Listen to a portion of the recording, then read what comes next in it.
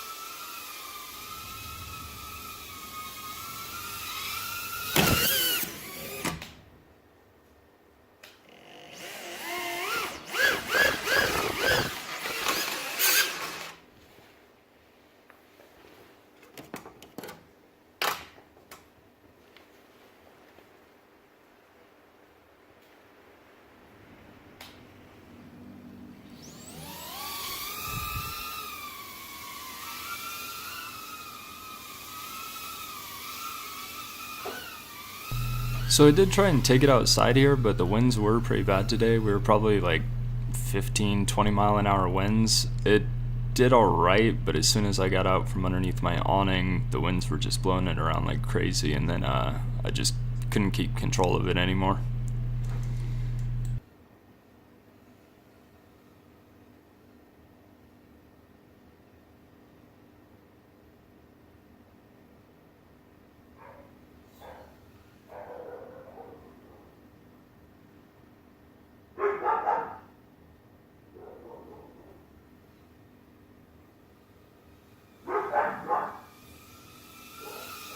Overall, the flight time on this was pretty good. I was getting about 4 minutes pretty regularly.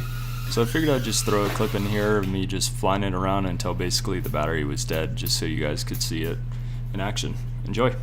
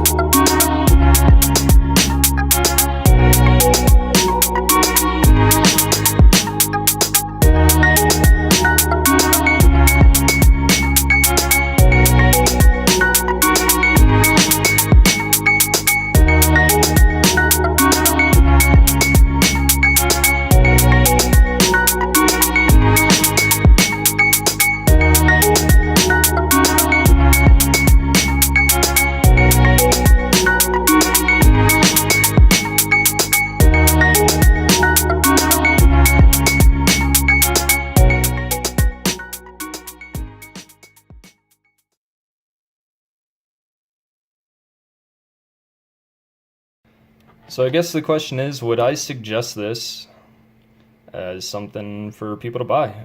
Yeah, I would. I think I got this for about $77 from Banggood with a 10% off coupon. And it's not bad. It's really a nice little flyer. I think as far as Micro 1S brushless go, this is probably my favorite to date right now. I had a 2S Rack and Heli brushless loop, and it was a little squirrely. Maybe that was because I was using these really cheap Racer Star motors on it. I don't know what it was, but as far as a bind and fly goes, this model is great, and I would suggest it a lot. Now, my main concern would be durability of this frame and these aluminum ducts. I do have some Beta 75 Pro frames coming in the mail right now, and if anything happens to this, I'll probably do a video where I do a component swap on it and see if it fits in there and how it flies with that. But so far, I'm pretty happy with this purchase. I would suggest anyone in the market for one, looking for one, this is pretty great, and the value is great on it too. Thank you very much.